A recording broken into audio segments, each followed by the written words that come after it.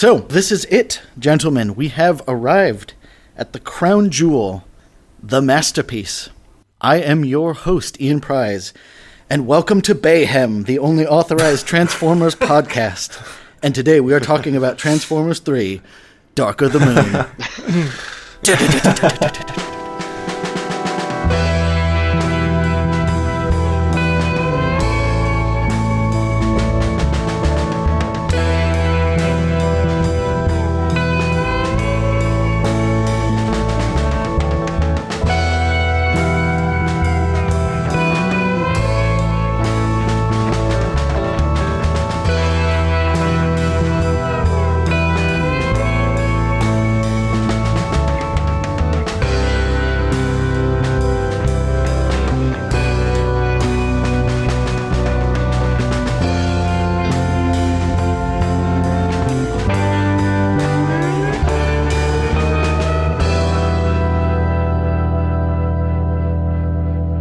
So, welcome back to A Sort of Young Person's Guide to Prog Rock. I am your host, Ian Prize, and today we are talking, of course, about Pink Floyd's Dark Side of the Moon. So, when last we left Floyd, they had just recorded Metal, their smooth 1971 album with the epic song Echoes. They would record a 1972 soundtrack, released as Obscured by Clouds, and then they started to prepare Eclipse, a live concert piece that would form into Dark Side of the Moon. So they started to jam these songs out in a self-conscious choice to make them slimmer and sleeker. So this is the band firing on all cylinders. All four members are contributing the best they can, and this is Roger Waters' first album where he conceived of and wrote all of the lyrics, giving it a coherent conceptual structure.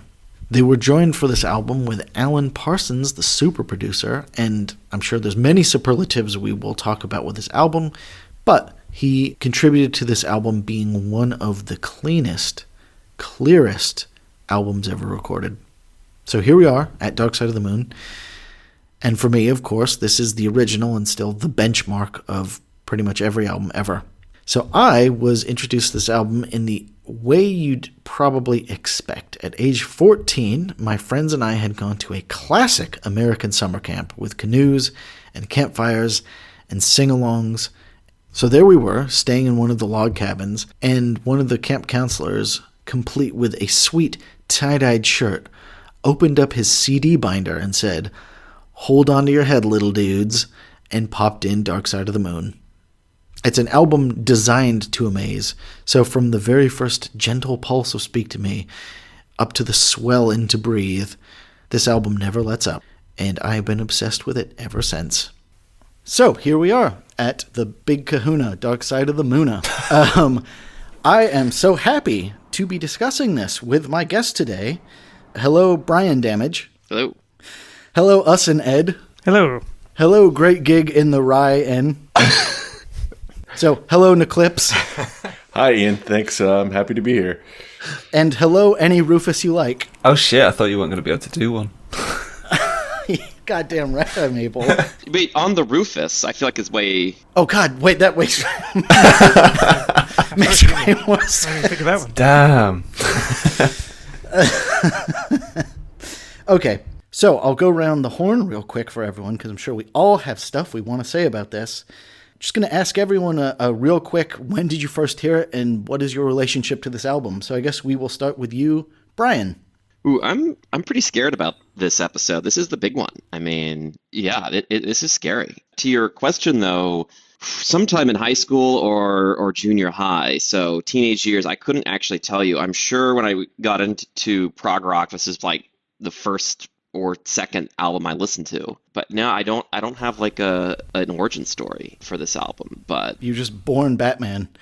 Yeah, no, fair enough. I was going to say it is an album that's just in the air. Ed, your relationship to the album and... Kind of similar, really, yeah. I don't think it really jumped out at me when I first heard it because I was too young and I just wanted to hear rocking stuff, And then on further listens, it became, amazing and really important, and fell in love with the likes of David Gilmour later on, but I listened to it so much that I don't think I've heard it for years either. And then, in the last, today I listened to it twice. So I'm enjoying being, back with my lover. Feels great. Yeah. And Ryan? So this one, I think I do remember. It's not quite as fun as your camp story. This would actually be one. It was sometime early in junior high. My, funny enough, rather conservative Orthodox Christian mother was playing this in the car, fondly reminiscing about her time in the early 70s, and thought that my sister and I needed to hear this one as well. And from that point on, I was both confused, I was hooked, I was delighted. The rest is history. I think I'm in the same position as a lot of people here as far as like, what am I going to say that hasn't been said about this album already? But here we are, and I think we're going to make a good time of it. I dare say we are. And Rufus? Yeah, I guess I first came across it when... Weird story. My brother played bass and I played drums, so he just started playing the bass track to Money one day, and we started jamming out to it. I was like, damn, what is this song? And he said, oh, it's the song I wrote. That's a very brother thing, isn't it? I'm sorry, Roland. And I didn't really take too much attention of the rest of the album until maybe 10 years later, and then properly got into Pink Floyd in late teens, early 20s. Yeah, I was going to say, I think that's the interesting thing about this album for me, because I would have gotten to it like age somewhere 14 to 16, and I've been obsessed with each track in its turn. I love Money as a 13-year-old, just playing the drums, but as an album, there's no way I was going to be able to appreciate the album at that age like I do now in its entirety. Yeah. So we will go to you, Nicholas. So how did you discover Dark Side of the Moon? So, believe it or not, I didn't like this album upon first listen, which is blasphemy, I know, but I came around eventually. Okay, shocking. I heard it in a long car ride going to a friend's winter cabin, and they pumped this album up as like the greatest thing in like music creation. And I was so inundated with pop punk, like Green Day, and a lot of the contemporary stuff from the late 90s, early 2000s. This was such a departure from anything that I'd ever heard that I just couldn't digest it. My brain wasn't ready for it. Yeah. But upon like marinating in the album a little bit, I was like, there has to be some truth to this, like the greatness of this album. And then I think it was either the second listen or the third listen where it just blew my mind. I was like, this is incredible. I did not know people made music like this. I was blown away. When it hits, it finally hits. Yeah, and it's definitely my favorite album. It's heads above any other album I've ever heard. And I don't think any album could come along that could take the pole position away from Dark Side of the Moon. Well, powerful praise. So we'll hear you elaborate about that. I'm hoping you have thoughts. And that's all I have to say. That's all you got to say. Okay. Yeah. We'll leave it there. I was going to say, it's nice to hear that you guys all like the album. So we have just finished the string of my classic 4 prog albums. So we had Thick as a Brick, Jethro Tull. We had Selling England by the Pound, Genesis. And we had Close to the Edge by Yes. And then we are finishing off the quartet with Dark Side of the Moon. We're going to start with the prog resident experts, Ryan and Brian. Either one of you. How does Dark Side fit into the prog milieu? I mean, I think it's the greatest of all time. It's the one that transcends the genre to the normies. Like, this is considered an all-time great rock album. Yeah. Which, I mean, it should be, to be clear, but it's recognized by our non-prog rock peers that this is, a true great album. I use this often to describe, something that I think is the best versus something I love. So, I love craft beer, and I always tell people, like, I have my favorite brewery, and I have what I think is the best brewery. I think the best Pink Floyd album of all time is Dark Side. My favorite is Wish You Were Here, and I use that analogy in different parts of my life. I would say, weirdly, I think Wish You Were Here is my personal favorite, but this is the best, undeniably, in my opinion. A, I'm 100% with you on that, and B, very interesting point you make, that I do that all the time myself, where I say, this is the dark side of cotton t-shirts. This is the dark side of, like, yeah. So to answer your question, I definitely see eye to eye with Brian there as far as it being the one that appeals to the normies. And I would even say this appeals to people that would actively don't like prog.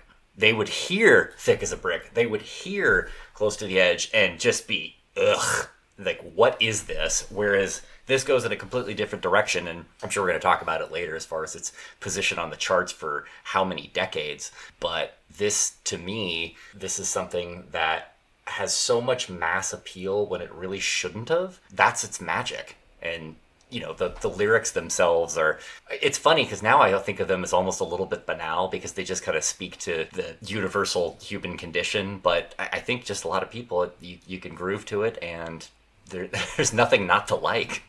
Yeah. No, absolutely. I think the other kind of guiding light of this podcast specifically, as we'll be basically assembling a list of things that make this the greatest album of all time.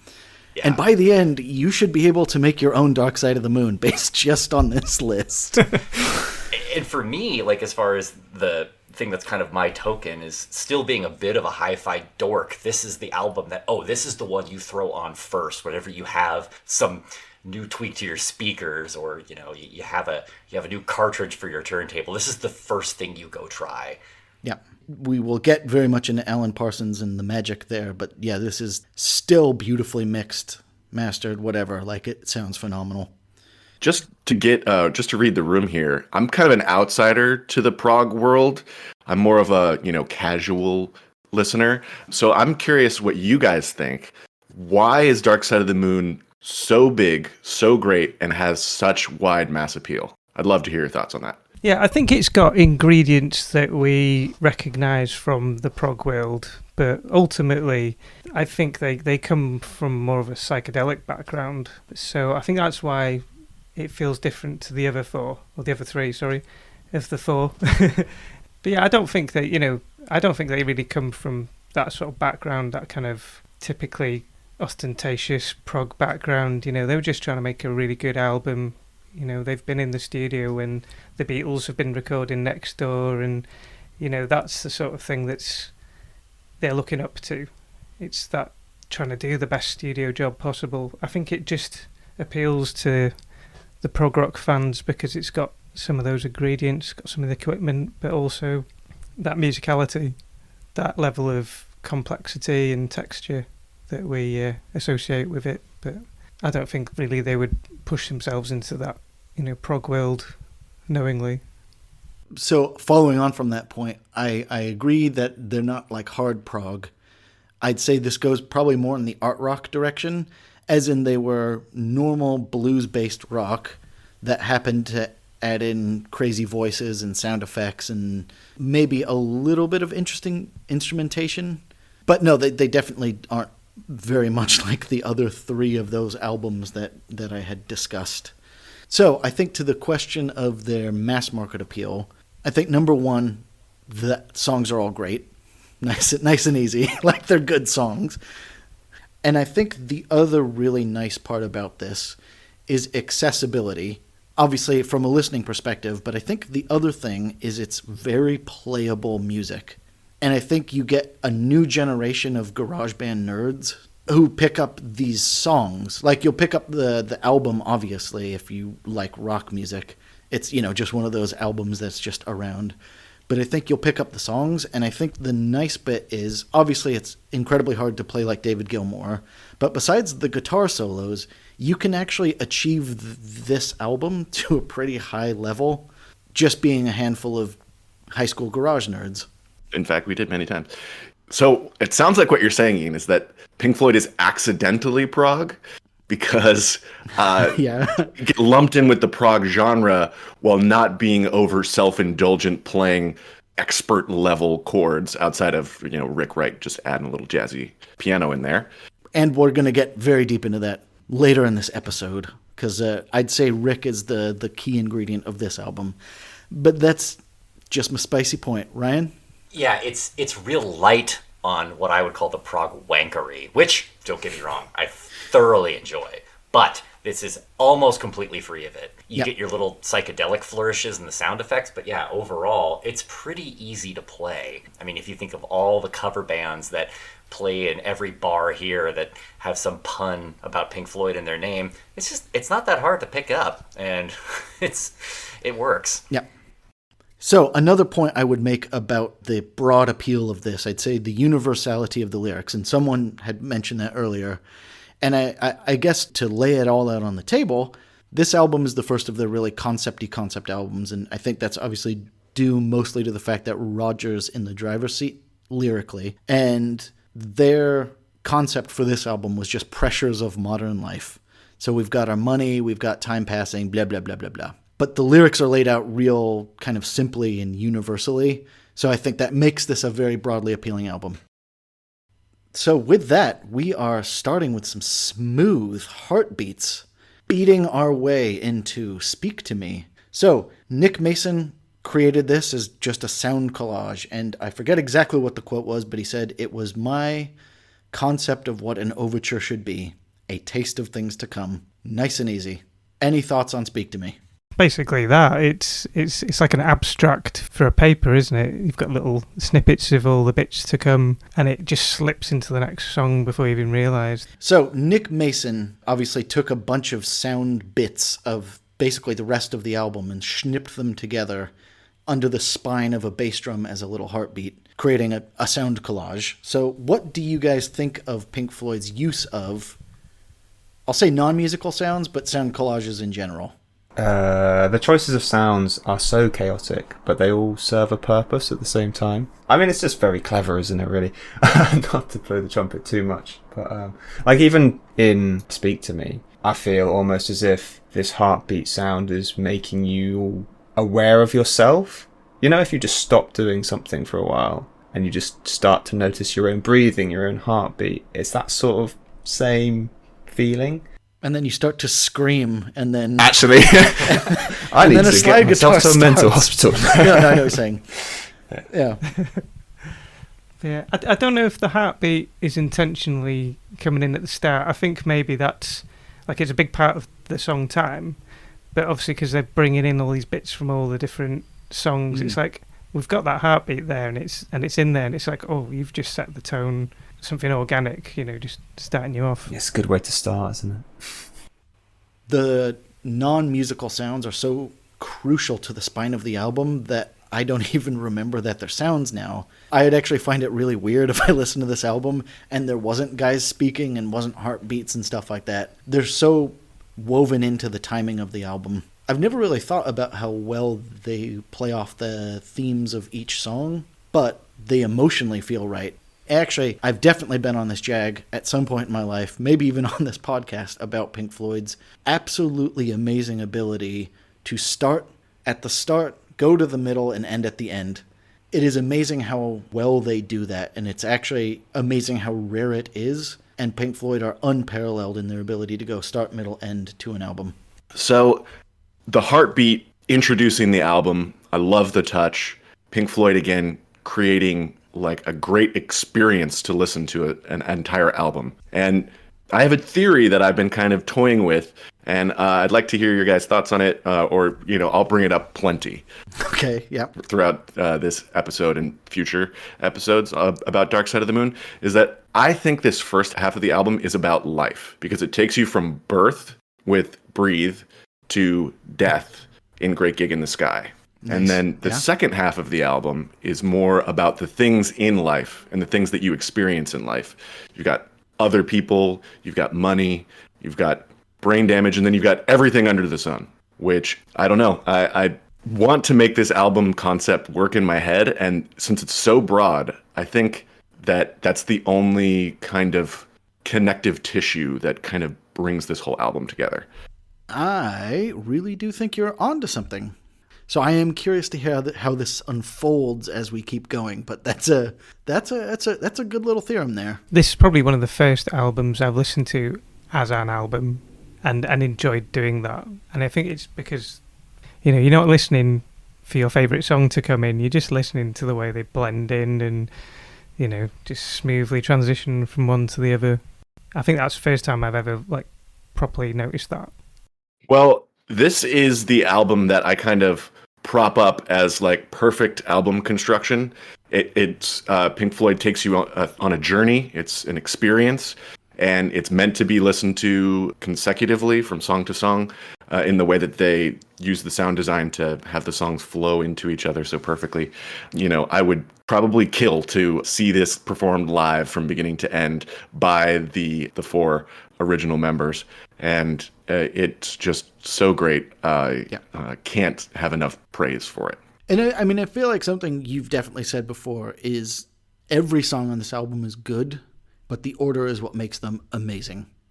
I'll throw something out. I actually don't really enjoy listening to any of these songs as singles. Right. Like, I wouldn't put Money on a playlist or anything like that. Weirdly, I think Money's probably the most well-known song, but it might be my least favorite. And I don't know if they work as well individually. I mean, some of the songs literally, feed into each other, but as pure, best of prog rock, best of Pink Floyd, or what was it, great songs to dance to. I don't know if these work individually. Yeah. Have you ever accidentally had your phone on shuffle and then a Dark Side of the Moon song comes on and you're just like, whoa, that's not right. Where's the song that leads into it? You can't listen to this album out of order or as a single. And starting off with Speak to Me with the sound collage, the way it transitions into Breathe, and the way that all the songs in this album transition into each other is just a masterpiece. Yeah, I think the only one I would put on now on its own is probably Us and Them. Everything else, I think it needs to be the album, doesn't it?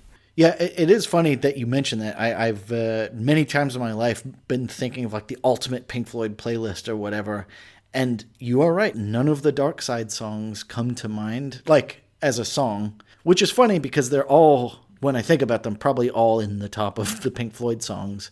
I really do love Great Gig in the Sky and Us and Them, and then I think Breathe is one of my top 10 songs of all time.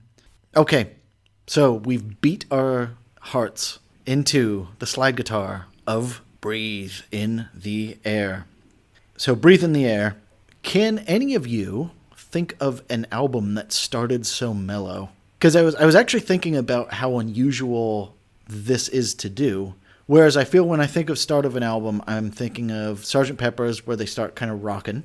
And then, Whole Lotta Love, where it's like a powerhouse riff. And you're like, oh, okay, here we go, we're going. I can't think of any album that started with a song 60 beats per minute or something. But then that being said, it's the best opener of all time. So I think you have to look no farther than just Pink Floyd. If you think about Wish You Were Here and then Animals, they both have very jammy, mellow starts and ends, which is then broken up by The Wall, which is a big, boisterous, bombastic opening. But yeah, I think if you think about these three, Dark Side, Wish You Were Here, and Animals, all follow a very similar trend. I had a question where when they were coming up with this album, they played it as a touring piece. And was it always in this order when they were giving it a go and seeing what the audience thought long before they'd ever laid anything down in the studio? I'm pretty sure it was. I remember seeing an old poster at the time. I think the entire project was under the title of Eclipse, which eventually becomes the final track of the album. But the track listing was exactly the same. They had some different names for songs, but yeah, they did perform these live in that order, and I think that is why the magic comes out. Well, that's what I'm wondering, because I always think of, the rocking album opener as something similar to, most live shows. The band usually picks something to really grab the audience's attention, but they don't do that here. And yet that slide guitar, my attention's grabbed. I'm hooked. Yeah, so from a guitarist perspective, this song jumps out of you not because it's a rocker, but because of that sound of the univibe. It's not the slide guitar piece, it's the whirling thing. It's that kind of syrupy, undulating modulation sound. It's a really unique pedal. It's supposed to be like a Leslie speaker spinning, but whoever invented it did a terrible job and just invented something completely different, and that's where phasers and things like that come from. But yeah, if you pick up a univibe pedal, first thing you play is Breathe. It's just the iconic univibe sound. It's that song. So anyone who's into univibes, they hear that song and it's like, oh my god, I need to be able to do that. It's just a beautiful sound, isn't it? And I was going to say, I think this is what I was touching on at the beginning as well, is like that's the point of this album, is that it sounds so good and is so easy to play that I feel like even without the Univibe, I still reach for Breathe as like the first song I'm going to jam to, because it's just E minor, A, and then some bits. Yeah. If I was to like try and make an album that sounded like Dark Side, that would be my first go-to piece of gear, would be the Univibe. Because you hear it all over. It's all over the album, but like for me, it's the nicest sounding thing on here. So that they begin with such a huge stretch of space. You just kind of vibe with the Univibe and the slide guitars going on, and it's like a minute before the vocals start. And that leads me to my question for all of you. Talk to me about Pink Floyd and the use of space. Ian, when you say space, do you mean quite literally, or do you mean a little more figuratively? I mean, the time Seriously, betwixt... Okay. No, okay. Actually, very good point. No, I speak now of the tasteful emptiness and clarity that Pink Floyd brings to the musical party, and not Buzz Aldrin. Yeah, I think, the best music gives you enough space, lets things simmer, and they do a lot of that. When one instrument's been playing a long time and you've gotten used to it, the next thing comes in, you're ready for it. I was going to say, again, that Breathe, you've got that, I was saying about the pedal that's emulating a Leslie speaker. You've just been washed in it for ages, and then it's like a minute in before the organ kicks in that is actually using a Leslie. So you've got a similar but different sound, but you've had to wait for it. So when it does kick in, it's powerful. There's a lift, There's certainly no shit sounds, right? Like, to put it pretty bluntly. Yeah. And I think this is impactful when you consider how slow the songs are, right? So you have longer to take in the actual sound that the instrument's making and the effects that are linked to it. And I think this is why stuff like the Univibe is more profound in the songs that are in the album, right? Because you're able to take it in. If it was a faster song, you don't really have that clarity. You don't have that time to sort of really listen to the instrument itself. And I think all of the sounds are fucking brilliant, so it ends up being quite good, really. Quite powerful. Rufus, I'm totally with you there, and like it's funny because for an album where everything is so cohesive, including the instruments themselves are so well separated, like spaced apart from each other in the mix, that it's so easy to pick up. And when I learned to play the drums, this was the first song I ever really played, because it's almost intuitive. I didn't really know what I was doing, but you could listen to it and you could pick up every kick, every snare, and the cymbals, and you're like, oh, this is... it almost feels like I know what to do, and no one's ever really told me. There's so much space, and the instruments are so clearly set apart that everyone has their own little piece. Yeah, absolutely. No, and it's the clarity of recording, I think, helps accentuate the space. So something that I love about Roger, or the way that Roger constructs his lyrics over the soundscapes that Pink Floyd creates, he leaves a lot of space in between words. And I think that moment to breathe and really appreciate the musicianship that's happening, despite how, you might think of its complexity or not, it's just a perfect breath. It's funny if we're talking about breathe in between the lyrics that I really love. And I think that a lot of other artists could just breathe a little bit more, just leave a little bit of empty space. No, I think that is the bravery of Pink Floyd, the confidence they have. Yeah, and, just a couple words will do. You don't need a bunch of complex philosophy, although he does like to layer that on sometimes. But, just... I feel like that was shots fired at Yes, by the way, but I'll leave it there. Right. I've come to like Yes quite a bit more than I did just for making this podcast. Good. It's working. I mean, I think we will talk about this later on, but the tension that builds is ridiculous. Like that Pink Floyd plays for one more bar than you think they're going to, but by the time then whatever happens, you're like, oh, thank God, I'm so happy. Is that musical edging? Musical edging? Well, here's a question. As the one that knows the least about music and music production, was this album made by the engineers? Can you credit its success to Alan Parsons and team? I would say like there's very few albums that have done in Abbey Road that don't sound good. You know, I'm a big believer that the equipment you use really does do something to the music, but you know, that studio at that time, the equipment they had, it's just brilliant. You know, the engineers there were all there in the lab coats and stuff, taking it very seriously. There's something to be said for that, I think.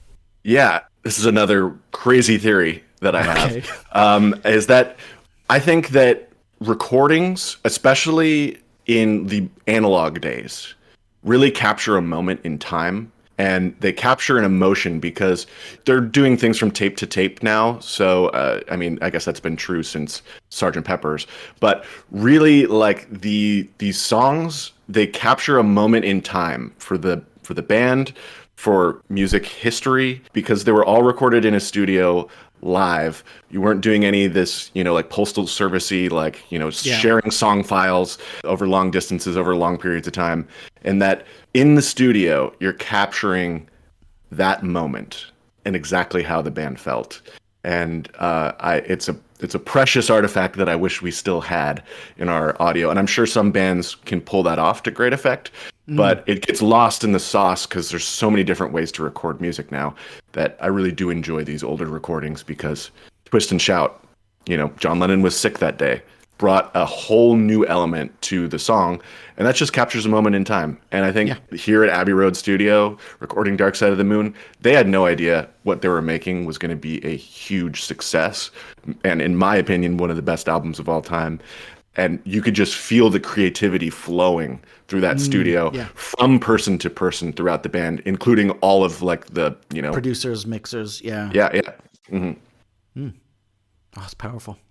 Well, Nick, that's something I enjoy a lot. Again, like I mentioned, being a bit of a hi-fi dork, because albums like this, you like to almost send yourself back to that day in the studio, and through really nice stuff, you can almost put yourself there. The literal meaning of the words high fidelity, you know, they were capturing that day when they all walked in and decided to play that a certain way. Yeah. As I touched on at the beginning, I think this captured Pink Floyd on a personnel level at their very best. And we're going to talk about the other personalities that got brought into the recording process. But I'll take it all the way back to Alan Parsons. I get the sense that he was really, really, really good at capturing sound cleanly. But this album is the best of the 1-1-1 kind of mixing style, where they have Rick in one ear, David in the other ear, and maybe something right down the middle. And they captured it so cleanly, and I think arranged it and played it so cleanly that you're never crowded with stuff. And I think that is a band and a producer and or an engineer all working together to create that clarity.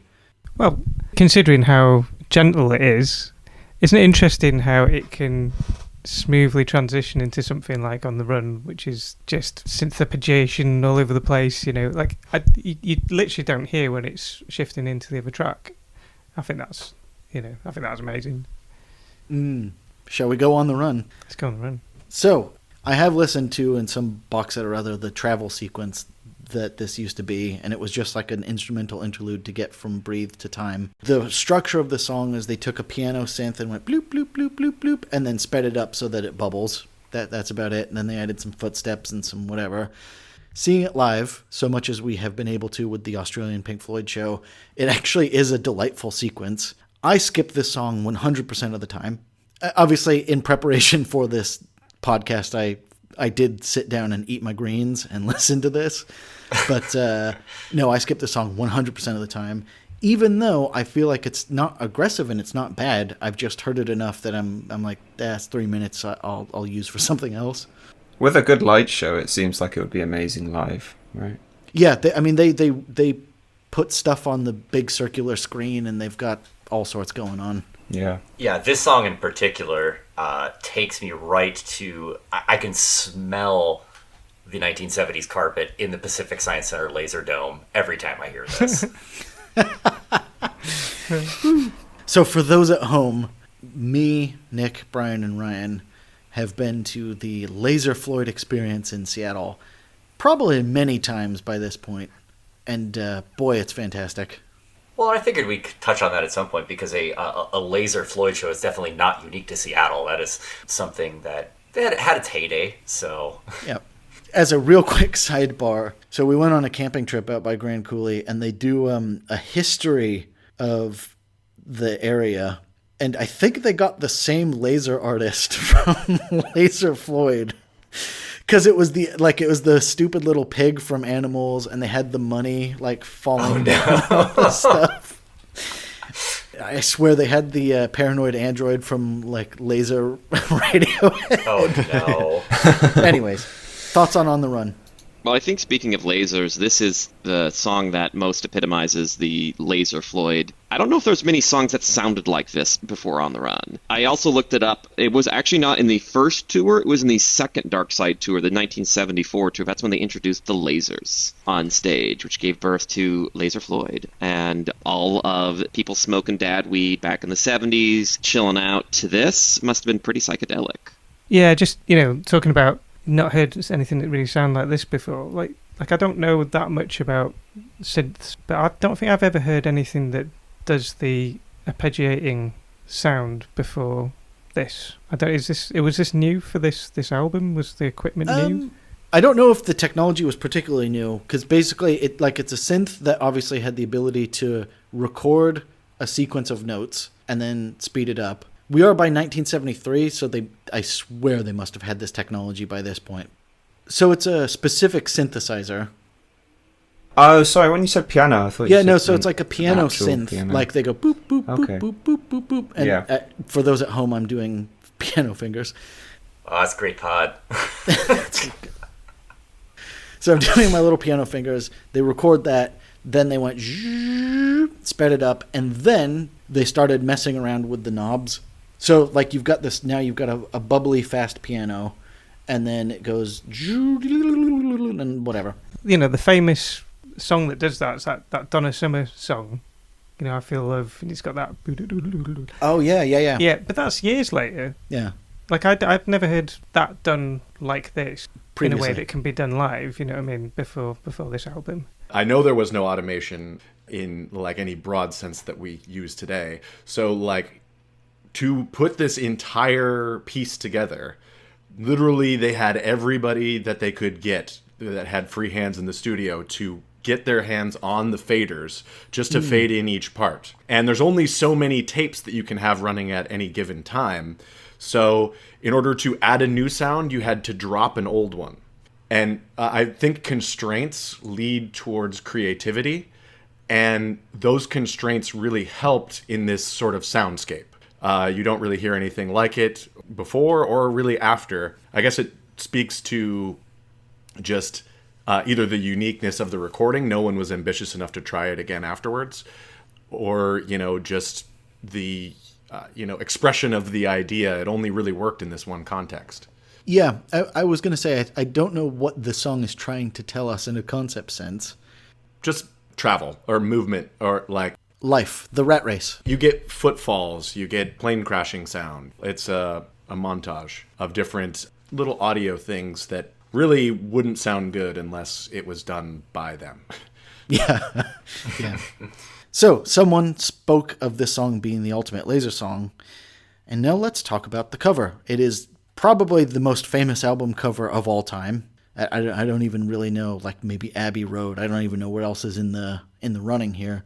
So Pink Floyd had used the graphics duo Hypnosis in the past for pretty much almost all of their album covers up to this point. So they went back into the studio and they're like, okay, what we need from you guys, Hypnosis, is something that is simple and instantly identifiable. So Hypnosis brought in a bunch of whatever, and Rick Wright saw the prism and was like, that's it. That's the one. And so the prism, according to them, is obviously the triangle. So it has the connotations of power that triangles seem to have. So the pyramids, it's a powerful shape. And then shooting out of the other side is the laser show.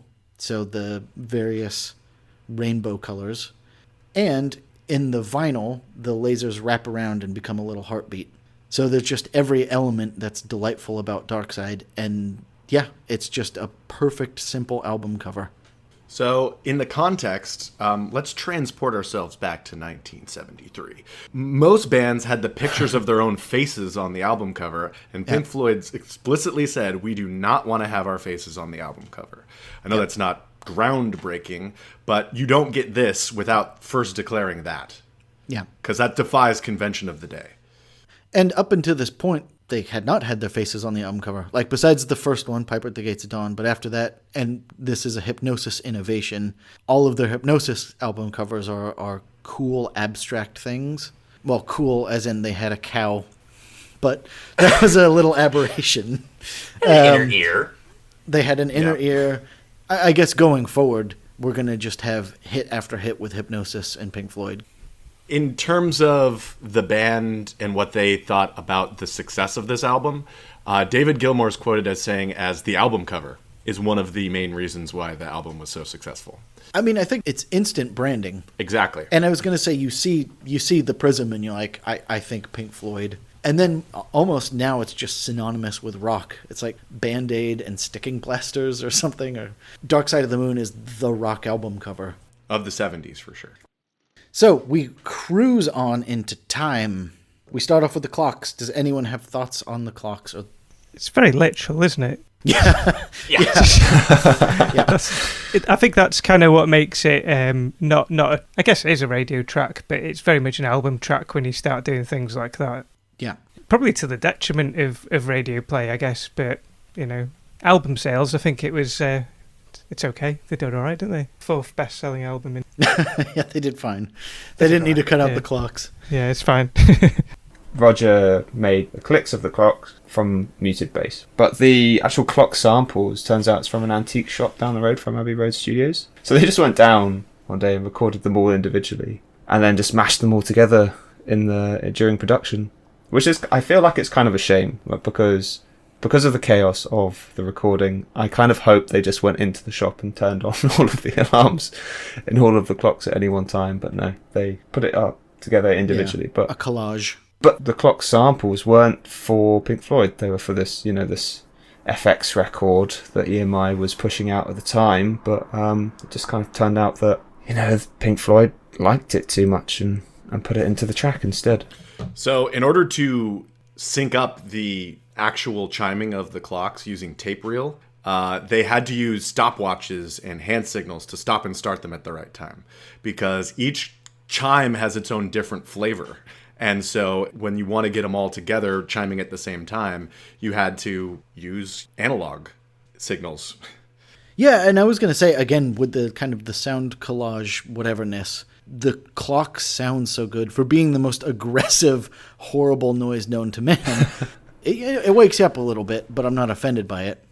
The clocks for me has always been a symbolic thing, as much as I don't like to actually hear it, and I turn the volume down a little bit when it goes off, is that it's a wake-up call. For Roger, the lyrics of this song were very much a wake-up call for his own life, because it was ingrained in him, in his personality growing up, was that he was always preparing for a life that was going to start later. And this was ingrained in him by his mother. And then he suddenly had an epiphany and was like, hey, life happens all the time. And you are the one in control. And you can take control at any time. And so these chimes going off for me, even if it wasn't intended or not, is a wake-up call for him and for everybody who's listening to his words. And I was going to say, I really like your kind of analysis of the first half being a life lived. Well, it's kind of weird because lyrically it sounds kind of dark as far as like his word choices. But if you think about it, yeah, that really is almost a rare positive moment from good old Raj, because I think he's overall a bit dour, but that message itself, it's a pretty positive one. It's like, no, you don't have to wait for things to start. Like, today's the day, and you only get so much time, so make the most of it. But yeah, and I think the music reflects that beautifully. The way it starts off, just guitar tones. I'll always go into the guitar tones, but it almost like that kind of Sergio Leone guitar sound, like kind of drippy reverb. And then as the song progresses, it's like it gets very much lighter. It almost sounds like an Eagles song. And then when he comes in with the solo, it's basically like Comfortably Numb again. Yeah. Like it's a lot like Comfortably Numb again. See, it's like you've got like 3 different really distinct guitar sounds that have their own flavour, and it's like it's a serious journey. I feel like that reflects, what you were there saying, Nick, about his worry about time and his own life and trying to get a handle on it. Just continue on Ed's thought there. Yeah, without the tom section, the other parts wouldn't feel as meaningful. So it's almost like giving appreciation to every part of your life and how it's passed. It's like, hey, I may have had this really simple part, but it was all building up to something that's more meaningful and more epic. I feel like I'm in the rototoms part of my life. Yeah. And I'm waiting for the drum fill to kick in. Right, but when it kicks in. When it kicks in. Well, the rototoms were nicked from someone else. It was never really intentionally in the song. They turned up into the studio and they were there, so they decided to have a go on them and ended up recording it. I mean, this is quite like similar to a lot of other people, right? Like you talk about Yes, for example, and they'll just happen upon an instrument in the studio and use it. So I'm not surprised that it seems to be like a quality of prog rock albums that they have weird and wonderful instruments they just happen to find in the studio lying around. That further supports my theory that this captures a moment in time. If that wasn't there at that time, that wouldn't have happened. Yeah, very true. Totally. Yeah. And I was going to say, I think this album is full of those like little happenstances. And I think, again, it's one of those, the fact that this starts with a 3-minute rototom solo takes this from, like, as in it takes it from... Our context. yeah, Christ. but I was going to say, like, it takes it from just a groovy song to an interesting odyssey. As one of you said, there's every element. And actually, I'll blow this up even bigger. I think this might be the Pink Floyd song. Whether or not it's your favorite, I think this is the Pink Floyd song because I feel like it's, if not the best, it's like the second best of their lyrics, Dave singing, the chords they use, the cool little things, and then this might be my favorite of Dave's solos. Actually, we're going to hit all 3 of those points right about now. Dave's vocals. Does anyone want to talk to me about David Gilmour's vocals? It's a shame Anne couldn't be here because she's our resident vocal expert. But as one of the singers of the group, Dave is so great at double tracking his voice. This becomes clear in Breathe, but his just perfect blend with Rick Wright. And also, just while we're on the subject of vocals, this is the first time you get the background girls. And they're doing their oohs and ahs, and they add so much to the album, and they don't really ever appear again in Pink Floyd's music, which is a shame, in my opinion. Yes, so the singers are Doris Troy, Leslie Duncan, Lisa Strike, and Barry St. John, and they've added some flange to the vocals. But yeah, they come in here, and they just lift this whole album something fierce. I'm glad you got their names in there because they are unsung heroes of the album. Yeah. And I'll also throw in that the chords in the chorus are so expansive and broad, and we haven't really touched on his contribution so far, but Rick Wright is another one of the unsung heroes of this album. I think he brought that level of jazziness and or huge chords, and I think, not that this should mean anything to you, but they use sevenths and major sevenths in the chorus. And I think it takes it from just, I'm just playing a little E minor or something, and it takes it to this huge bloom. And, the chorus is so good that even when it's David Gilmour playing the solo and they come back to the chorus, I'm busting a tear.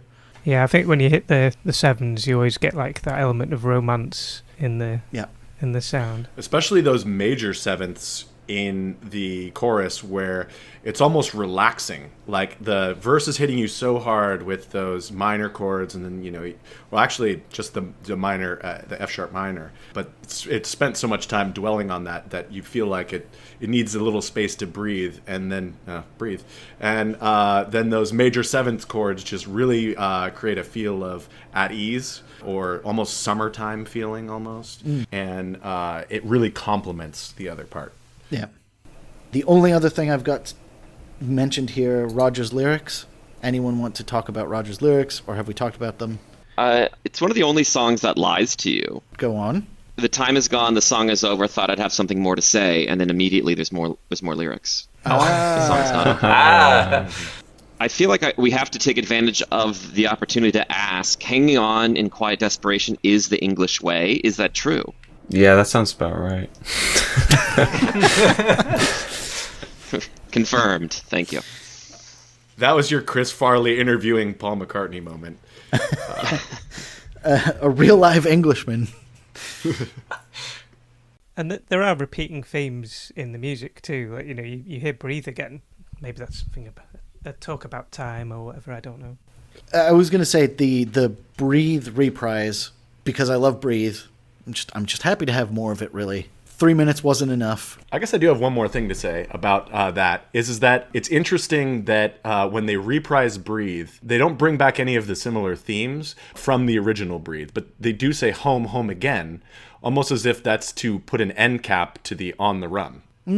Interesting. Yeah. They're similar in theme enough, and it works with the sort of collage of themes that happen in that short section of the album. Yeah. Okay. Are we all ready to go to the great gig in the sky? Well, that's depressing. Jesus Christ. Great gig in space. So we have reprised our breathes, and now we are going to the great gig in the sky. So this was a piano-ish song that Rick Wright had. He brought it into the band, and it was just an instrumental at the time. And then Alan brought in Claire Torrey, a singer who obviously overlaid this vocal track on this album. So they told her either make it sound like you are climaxing sexually or make it sound like you're dying. I forget what the actual lore was on this, but here you go. Great Gig in the Sky. So I guess to kick us off, so Nick had brought up the theme at the beginning of this episode about how side one is life. So we just had time. We've put our shoes by the fire in our dotage in the Breathe reprise, and now we're ascending to the Great Gig in the Sky. So I'll start with that. Any thoughts? Yeah, just that, Claire Torrey. It's her show, isn't it? Incredible. This points where the voice is literally it's almost breaking into almost comic level of over the topness. Yep. But yeah, she's a force of nature, isn't she? Yep. What an incredible sound. I've got kind of a question. Has anyone heard the story about this album sort of syncing with Wizard of Oz? Yes, of course. Yeah. No. Like, I've heard people asking Roger Waters about it and him saying, no, it's definitely not a thing. But I have seen it, and it is uncanny. Yep. It's one of those things where you just can't not see it. But at this point, this is where the house is like spinning through the air, and it's just perfect. So whether they did it or not on purpose, this is the most cinematic thing ever. Like the whole album is, but this song, it sounds like a movie track. Brian, I remember we watched it in high school. This is Dark Side of the Oz. And at this point, yes, the house is spinning. They're up in the air. And then the house lands, and when the thing opens and Oz turns into color, that's when Money begins, side two. Like, I don't know who figured this one out. It's like she's kind of waking up into it's a weird one, isn't it? Yeah, when she's waking up out of her life. Like, how does this happen by accident, that you just happen to put the record on at the same time as the film? I don't know. But if you do it, there's points where, like Dorothy will be walking along a fence and she'll fall over and she hits the deck and, like, there'll be a crash and... Yep. It doesn't make sense that it's by accident, but apparently it's just a coinkydink, apparently. But yeah, either way, this song is so just epically film cinematic. Yeah, I mean you're basically doing ADR in your home, and actually that's a good question. At what point in time did this phenomenon first show up? There's no VCR at this point in the early 70s, and unless you just happen to catch the movie on TV and happen to be playing the records, like this wouldn't have happened. Yeah, I mean, it wasn't even until the 90s when they even proposed this as a thing, and I'm on the camp of like I don't even know how it would have been practical in the early 70s for them unless they owned a reel of the film. Yeah, getting a reel to reel. As if scientists had been working on it since 1973. We've cracked it. To crack what movie Dark Side of the Moon. syncs with. Yeah, I don't know what mad scientist figured that one out, but I think it's one of those. I think once someone suggests a thing, people do it when like you play records backwards and they say, "Oh, it's this demonic things," and they'll say the words, and as soon as someone says the words, that's what you hear. It's like I think there's something about visual arts and music. Like you can just suggest things, and it's something about the human condition. You just want things to sync up. Yeah. So once you've seen it, you can't not see it. That's it. Can't unsee it. Yeah. There are just like people that want to believe that there's something like there's a cosmic connection between two things that there's a cosmic connection between two things that should not be connected. And all it takes is one person to do that to find something like this. So one crazy diamond to figure out all this real nonsense. I think it would have been really interesting if you were one of those teenagers back then that tried it for the first time and had only just kind of tangentially heard about it, as opposed to having it. Nowadays you could look it up on the internet. People have written whole things about it, how well it works, and then I don't know. I think the power of suggestion is too strong for our generation. It's like, oh yeah, of course it syncs up. Yeah, I mean, because I was gonna say what the people miss is that Judy Garland's lip syncing brain salad surgery the whole time. Yeah. And people just choose to conveniently forget that fact. So one other thought I had listening to this song, I feel like this is the loosest Pink Floyd will ever be again. So we're leaving behind the psychedelic jamming era of Pink Floyd. And this is the last time I think Nick Mason actually gets to play drums. He'll play some drums on Sheep, and then later in this album on Any Color, and he'll play some drums on like Shine On You Crazy Diamond or whatever, maybe In the Flesh. But I was like, I think this is the last fun instrumental that Pink Floyd will ever do. Not to say they're not about to do some amazing music, but they're leaving their jamming days firmly behind them after this song. But I guess... Do you mean this album? Because I feel like you've got, just on this album alone, you've got Any Color You Like. Yeah, that's going to be the last one. That's like a pure jam. Okay. And then, obviously, there's a lot of instrumentals. So, Shine On You Crazy Diamond and The Middle of Dogs and stuff later in Pink Floyd's career. But it is mostly going to be Rick playing block chords, Nick Mason playing 1, 2, 3, 4, and then David Gilmour soloing or Roger Waters singing. And that's going to be it for the rest of Pink Floyd's career. They don't ever go back to this loose of a place. It's funny you should say that, because as soon as you said, like, this is the loosest that they'll ever be from now on, the first thing I thought of was metal and how loose metal was, like Saint-Tropez, like even Echoes, like, which is famously like a tight song. Yeah. It's got some looseness to it that you can actually kind of feel in this track as well, like led by piano. And it's funny too, because maybe I will say both of those though are not psychedelic at all. Great Gig or Any Color You Like. Yeah, they're not very atonal, even though it is a jam for especially Rick Wright in both of these cases. It's still, and this is where I am obviously not a keyboardist. He's not even really jazzing it up too much here. He's not going too far outside the lines of melody and a predictable chord structure, though. No, and I was going to say, I think maybe it was, again, less as psychedelic improving and noodling. I think more as just physically being the band. Like the flavor of them just kind of getting loose and jamming it out. Again, I do think there's probably moments in Shine On and probably moments in Animals a little bit. But then this is it. Yeah, and even though I think of like Shine On, they're really just moments for Dave to have some fun, it seems like. Yeah, no, I think that's probably true. And yeah, I guess I always just think about these poor drummers. I always think about the poor drummers. Like Alan White having to play in 90125 when it was like, they were doing like crazy Yes songs with all the jazz drumming you could possibly think of, and then having to do like the 80s. Oh, awful. But who knows? Maybe it was fun. I'm sure catching the paycheck is pretty fun. Yeah, no, I was going to say, again, I think this and then Wish You Were Here probably were okay to play on drums. I just don't think you get to kind of break it loose as much. Is it loose or is it large? It's loose and large. Sorry. but because there's clearly a lot of space in the song, right? Like that's the whole point of it, really, in terms of the mix and also what they're trying to do.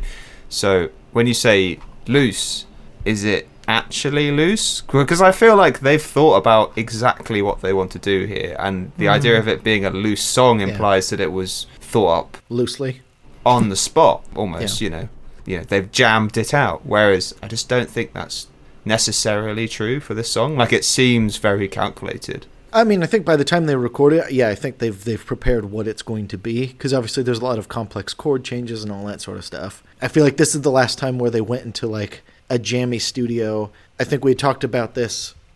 We talked about this earlier in this episode. Oh, yeah. About like that they had obviously toured this album before going in to record it, so they'd already like debuted some of the songs live. Oh, okay, so they might not have written it loose. Yeah. So I think they played it loosely, and then they went into the studio and recorded this crisp version. Yeah, maybe what you're hearing is the fact that that piece of music has expanded with them practicing on a stage. Yeah. So you're getting that bigness.